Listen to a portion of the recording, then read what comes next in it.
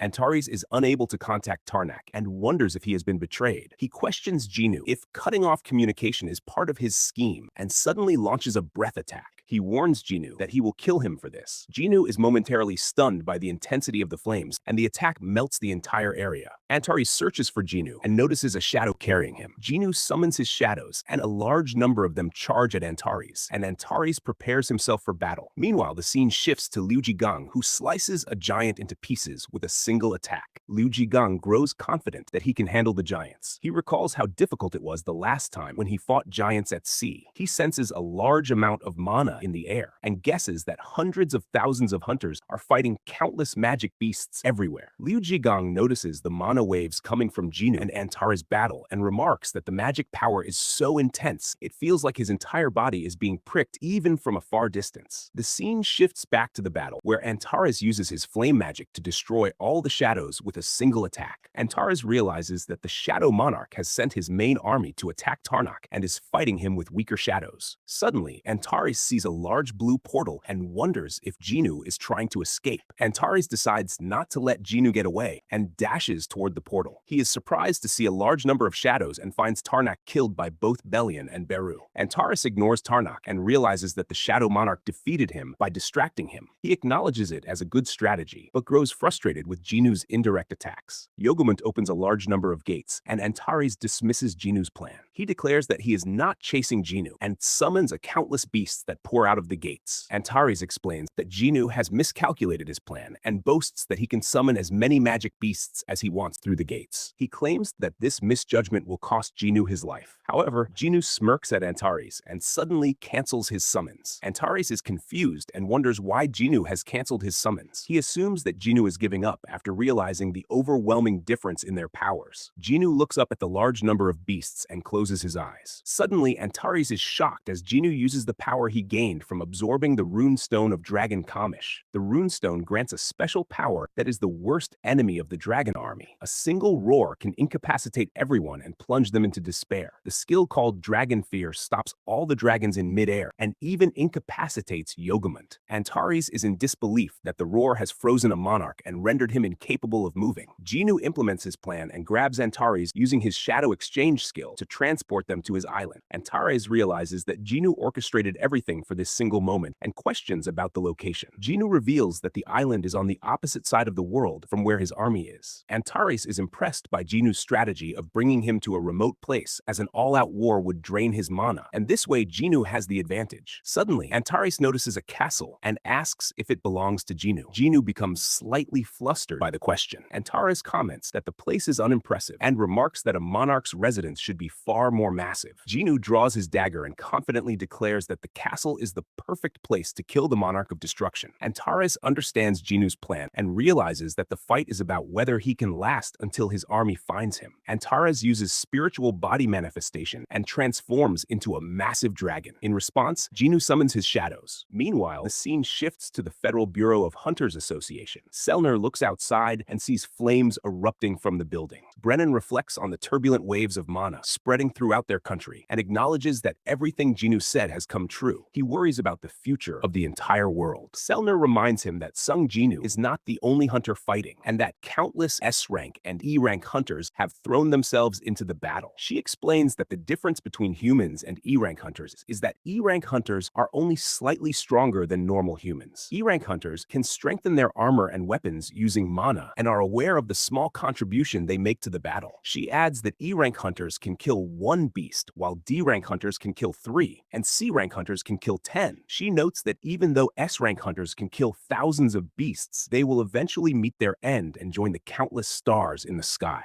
Selner concludes that while individual efforts may seem insignificant when hunters join forces and they tend to fight like a meteor shower, this approach would create the possibility of a future, and this is what people call hope. Meanwhile, the scene shifts to Chairman Wu. One of the members informs him that Genu has successfully lured Antares to a remote island off the coast of Japan. Chairman Wu recalls Genu mentioning the island and remembers the tremendous amount of mana released when he fought the gate full of giants. He realizes that Genu is trying to minimize damage by fighting on the island and wonders if Jinu has been hiding there all along. The member requests permission to dispatch hunters to the island, but Chairman Wu denies the request, explaining that all S-rank hunters are currently fighting in America. Chairman sarcastically suggests sending E-rank hunters and remarks that Jinu was also an E-rank hunter before his reawakening. The member is shocked by this, and Chairman Wu comments that even an E-rank hunter can become a hero. Meanwhile, the scene shifts to the battle between Jinu and Antares. Jinu charges at Antares on Kaisel. Antares tries to attack him with his breath attack, but Shadow uses a sword that works like a centipede to close Antares' mouth. A giant shadow holds the sword, while the rest of the giant shadows charge at Antares and slam him to the ground. Tusk follows up with a lightning magic attack that sends shockwaves across the battlefield. Both Baru and Greed leap at Antares, attacking his face and breaks his spiritual body manifestation. Igris joins the fight and uses lightning magic. The coordinated attacks from the shadows render Antares immobile. Jinu feels a bit of confidence as his attacks seem to be working. To everyone's surprise, Antares opens his eyes and remarks that he is enjoying the fight. He declares that crushing his enemies himself is more fun than using his army. Jinu is visibly shaken as he realizes that his attacks have not worked. Antares unleashes the ultimate Dragon Fear roar. The shockwaves from the roar completely destroy the shadows. Jinu feels the intensity of the waves and realizes that he cannot command his shadows at this rate. He decides to cancel his summons. Antares gives Jinu no chance to recover and unleashes a flame attack that obliterates the entire land. Jinu is separated from Kaisel and commands him to return. Antares remarks that this is his true full power. He declares that he does not care if he sacrifices himself to create massive destruction, as this is the reason he was born. Antares introduces himself as the king of the Berserk Dragons and the monarch of destruction. Jinu reflects that the land was already infused with a lot of mana when the king of giants died, but he still cannot hold his ground against Antares. He realizes that even an immortal soldier cannot withstand Antares' breath attack. Antares calmly approaches Jinu and tells him not to be nervous. He explains that he could have broken free when Jinu brought him to the remote island, but chose to come willingly as he was impressed by Jinu's strategy. Antares requests a moment to have a quiet conversation as fellow monarchs. He explains that the rulers are the true enemies of the monarchs and that their mission is to exterminate the monarchs born from darkness. He warns that not even the Shadow Monarch can escape the rulers. Antares reveals that he plans to fight the rulers after defeating Jinu. He admits that Jinu's fighting spirit has changed his mind as Jinu possesses an ability different from Ashborn. Antares offers to spare Jinu's family and country from destruction and promises to leave Earth with his army. He proposes that Jinu become the monarch of Earth and praises him as more qualified than anyone else. Antares asks Jinu to join his forces and promises to stop the battle if Jinu takes his hand. He offers again the safety of Jinu's family and country. Jinu laughs at Antares' offer and remarks that he cannot trust someone whose eyes are filled with bloodlust. Antares laughs back, realizing that Jinu has seen through his plan. Both Jinu and Antares decide not to hold back. Antares, with a sinister smile, declares that there will be no second chance for Jinu and warns that he will show no mercy. He tells Jinu to prepare for their ultimate final battle. Antares charges at Jinu and transforms his hand into a massive claw-like hand to strike him. Jinu barely evades the attack and quickly summons Kaisel. Antares decides to transform into his full dragon form, using spiritual body manifestation, and unleashes a powerful breath attack aimed at Jinu. Jinu commands Kaisel to descend rapidly to dodge the attack and uses the opportunity to leap into Antares' blind spot. With precision and speed, Jinu slashes Antares multiple times. Antares roars in pain, and Jinu swiftly gets back on Kaisel. However, to Jinu's shock, there is not a single scratch on Antares' body. Antares remarks that such weak attacks cannot harm him and mocks Jinu's futile efforts. Jinu realizes the overwhelming difference in their power and decides to create some distance between himself and Antares. Before he can retreat, Antares unleashes his dragon's fearsome roar, which completely incapacitates Kaisel. Kaisel struggles to move and finds himself immobilized by the sheer force of the roar. Despite his condition, Kaisel resolves to save Jinu at all costs. Kaisel grabs Jinu with his tail and hurls him away to safety. Jinu understands Kaisel's intention and watches in horror as Antares targets Kaisel with a devastating breath attack. Kaisel is struck by the attack, and though Jinu narrowly avoids it, the force of the blast sends him crashing into the ground. The breath attack reshapes the entire landscape of the island, leaving it scorched. Antares observes the destruction and realizes that his previous attack was not enough to kill Jinu. Out of nowhere, Jinu charges at Antares once more. As he approaches, Jinu notices that Antares' exterior resembles molten magma. Jinu attempts to break through the exoskeleton with a series of relentless attacks. Antares counters by attempting to slam Jinu with his massive hand, but Genu senses the attack and leaps away just in time. Genu summons his dragon shadows, and one of them clamps its jaws around Antares' throat, while another follows up with a fiery breath attack. The two dragon shadows work together, unleashing their flames in an effort to bring Antares down. However, Genu quickly realizes that even Bellion's dragons are not strong enough to overpower the Dragon King. The fire breath attacks fail to inflict significant damage, and Genu understands that his usual methods are ineffective against Antares. Genu admits to himself that Antares' attacks and defenses are far superior to any enemy he has faced before. He knows he needs something far stronger to break through Antares' body. Meanwhile, Antares eliminates the dragon shadows with another breath attack and mocks Genu for relying on such weak shadows. However, Antares suddenly senses a massive darkness surrounding Genu and becomes confused about Genu's true intentions. Genu decides to harness the power of darkness to create an armor stronger than Antares' body. He resolves to transform into a massive living being that will dwarf everything else in comparison. Antares watches as the darkness around Genu grows larger with each passing second. He begins to suspect that Genu might be using spiritual body manifestation. Antares recalls that the Shadow Monarch is originally a fragment of brilliant light and should not possess any other forms. He wonders if Genu has summoned the power of death to achieve this transformation. Antares is in disbelief that a mere human vessel is capable of wielding the power of death. Genu looks at his hands and feels a moment of confusion, questioning if this transformation is truly his doing. He soon realizes that this might be the true power of the Shadow Monarch. An overwhelming and terrifying energy surges endlessly through his body, and Genu begins to understand the full extent of his abilities. Antares observes Genu's transformation and comes to a realization. He understands that Genu has fought countless battles to survive and has now become a true Shadow Monarch.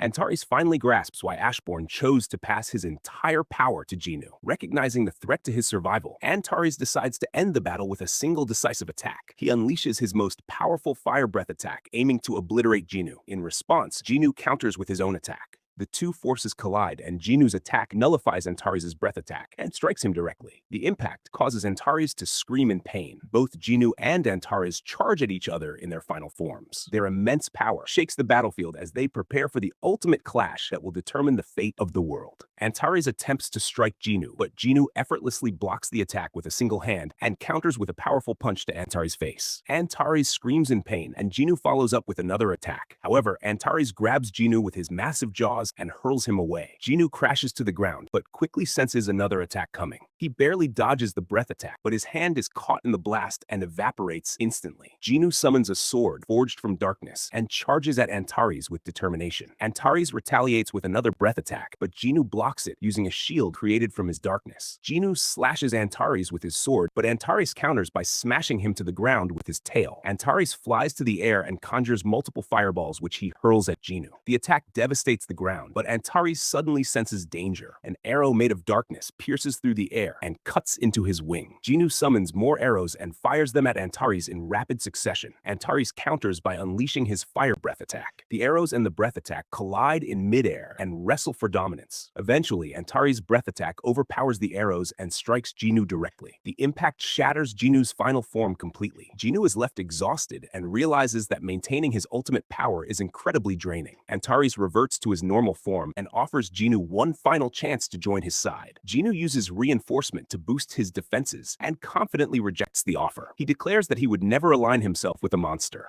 Antares enhances his own defenses using the same technique and summons a sword. He calls Genu a fool for refusing his offer. Both monarchs charge at each other with full force. Antares attempts to slash Genu down, but Genu blocks the attack with his daggers. Their weapons clash repeatedly as sparks fly from their intense battle. Antares warns Genu that Yogamont and his dragon army are slaughtering everything. He taunts Genu by saying that he is just a human who fears death despite being the king of the dead. Antares asks if Genu wishes to be reduced to ashes by his flames. With a sinister smile, Antares repeats that Genu will have nothing left to protect and strikes Genu's dagger away. Genu becomes irritated after losing his dagger. Antares seizes the opportunity and stabs Genu through the stomach with his sword. Antares mocks Genu by saying he will make him hear the screams of humans across the planet as his army of destruction feasts on them. Genu leaps away to remove the sword from his body. Antares confidently declares that despair will spread like a disease and silence all of humanity. He adds that Genu will regret not joining him. Genu responds that Antares will regret going against humanity. Silently, Jinu uses his commander's authority to attempt a surprise attack by stabbing Antares from behind with his dagger. However, Antares effortlessly blocks the attack with shield magic. Antares remarks that a mere dagger made from a dragon fang cannot harm him. He comments that their fight is amusing, as one of them is a flame born from darkness, while the other is a darkness born from light. He declares that their battle will end very soon. Jinu agrees that the fight is nearing its conclusion. Antares asks if Jinu is giving up. Suddenly, Jinu dashes at Antares with incredible speed.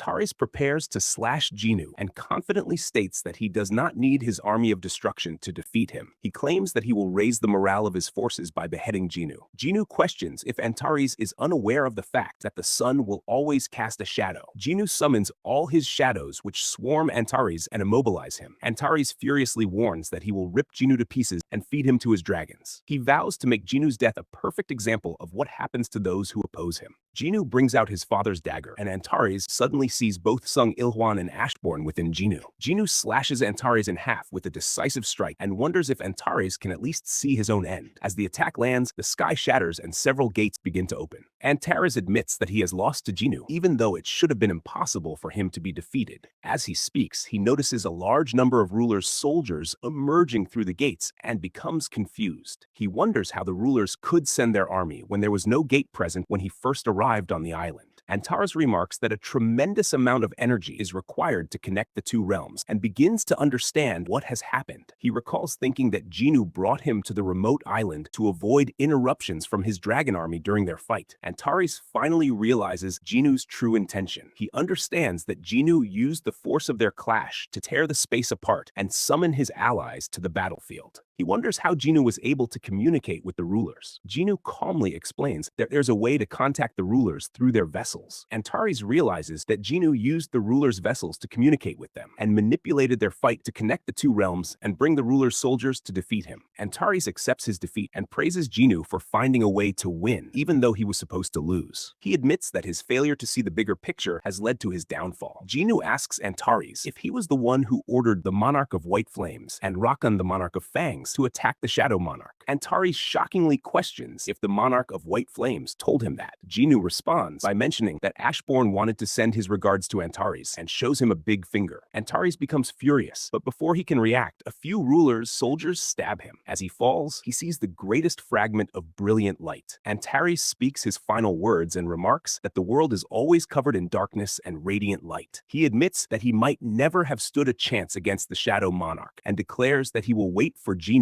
in the true eternal slumber rather than the false one created by Ashbourne. Jinu reassures him not to worry and promises that he will join him soon. One of the rulers steps forward and thanks Jinu for ending the war. Jinu responds that he has a request to make and mentions that it is something only the rulers can do. The rulers agree to hear him out and promise to do everything in their power to aid him. To their surprise, Jinu requests the use of the Cup of Reincarnation one more time. The rulers pause to confirm if Jinu is truly asking them to use the Cup of Reincarnation to turn back time. They remind him that the monarchs will retain their memories and question if he still wishes to proceed despite the risks. Jinu explains that he is fully aware of the dangers and promises to handle the monarchs in the dimensional rift. He requests that the rulers refrain from sending anyone to Earth after turning back time. The rulers are puzzled by Jinu's confidence and ask how he plans to deal with all the monarchs on his own. They remind him that even after using the Cup of Reincarnation multiple times, they were unable to achieve such an impossible task. Jinu responds with sadness and explains that many lives were lost in the battle. He expresses his desire to bring back those lost lives. The rulers warn him that the Cup of Reincarnation is nearing its limit and may not be able to turn back time again if anything goes wrong. They inform Jinu that if he chooses not to use the cup, he will be remembered forever as the hero who ended the monarch's invasion. They add that there might be no one left to congratulate him if he succeeds, and ask once more if he still wishes to turn back time. Jinu takes a moment to think about his family and all his friends. With unwavering resolve, he confidently states that he still wishes to proceed with the plan. The rulers understand Jinu's determination to save the world with his own hands. They comment that his resolve reminds them of Ashbourne, who carried a similar burden. They wish Jinu good luck in his fight against the monarchs. Jinu becomes concerned about the fate of his shadows and asks what will happen to them. The rulers reveal that shadows which conflict with the past will perish, while those that do not will remain. Jinu feels relieved knowing that he will retain most of his shadows and prepares himself for the final battle. The rulers bring forth the Cup of Reincarnation and wish Jinwoo success in saving the world once again. They activate the cup and turn back time to 10 years ago.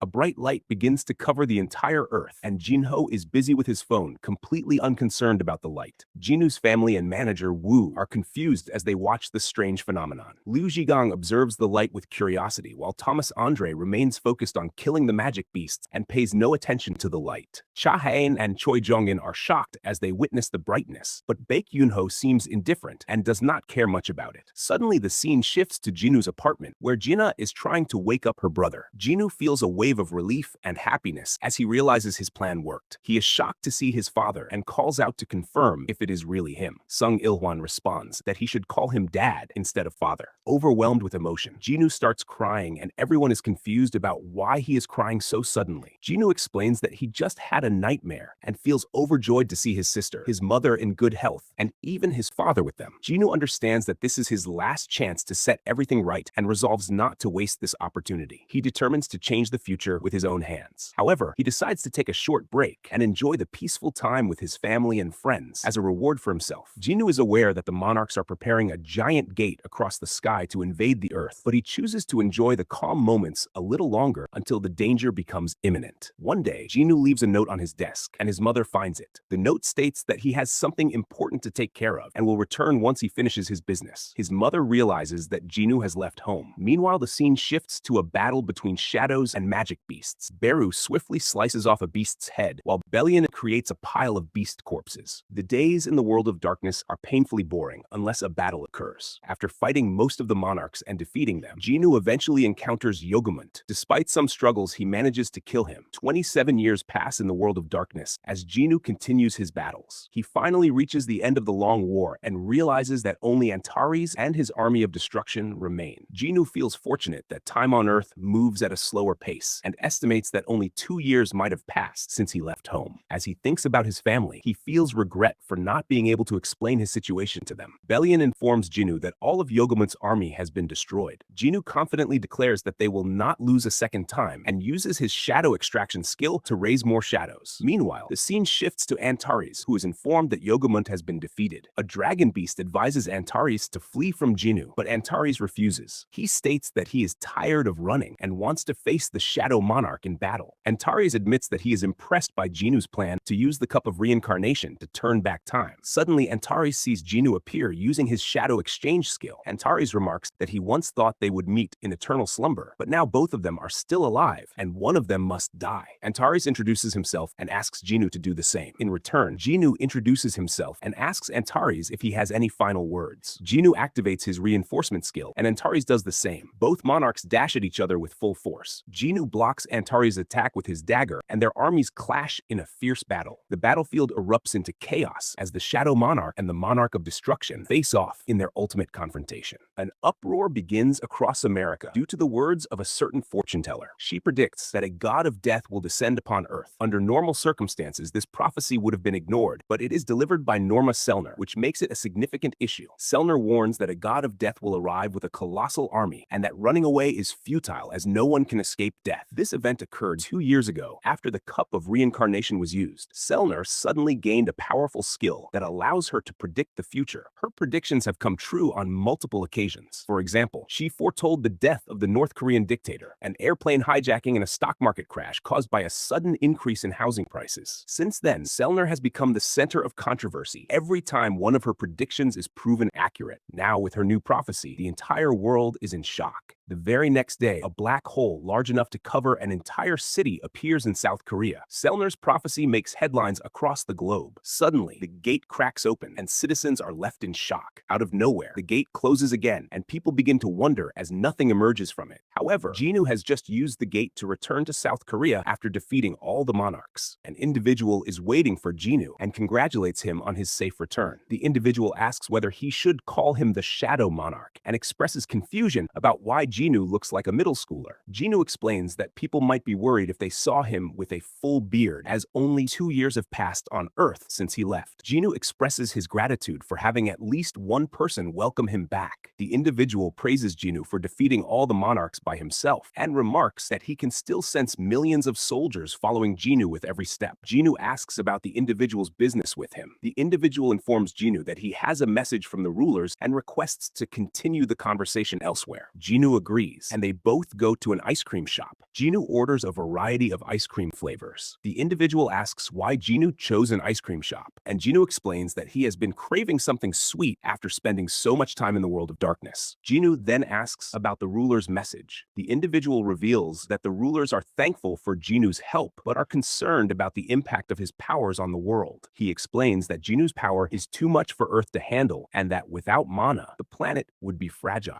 The rulers propose transporting Jinu to another world that can sustain his powers. Jinu simplifies the ruler's request as an attempt to seal him away and questions if they are doing this out of fear of his abilities. The individual nervously responds and shows Selner's prophecy, which has been gaining attention even before Jinu's return. He explains that Selner's abilities have improved significantly since Jinu's contact with Earth. Jinu wonders if his existence is causing these changes and requests the individual to come back another time to discuss the matter further. The individual agrees and leaves. Jinu reflects on how every individual has a purpose. He acknowledges that he fulfilled his purpose by stopping all supernatural destruction and ending the monarch's invasion. He compares his powers to nuclear fuel, which becomes toxic at the end of its life cycle, and worries that his existence might no longer have a purpose. Jinu feels a sense of emptiness in his heart, but suddenly notices someone passing by. He recognizes the person and runs to check on them. The person stops as she catches the scent of the ice cream shop and wonders if ice cream always smelled so good to her. Jinu decides to find a new purpose to remain on Earth and resolves to stay because his loved ones are here. Meanwhile, Baek Yunho becomes a firefighter. Jinho falls asleep in class, and his teacher becomes frustrated with him. Juhee continues her education while Dongsu joins a violent gang. The Hunters Guild members open a new office, and Choi Jongin becomes annoyed with Jina, while Jongsu pursues his passion for the Olympics. Lim Taegyu works as a driver for Lee Min-sung. Thomas is adopted by Selner. Chairman Wu becomes a police officer and arrests Kang Tae-shik for his crimes. Meanwhile, the scene shifts back to Jinu, and the person he recognizes is Cha Hain. Jinu meets Cha Hain in the new timeline, just as he promised.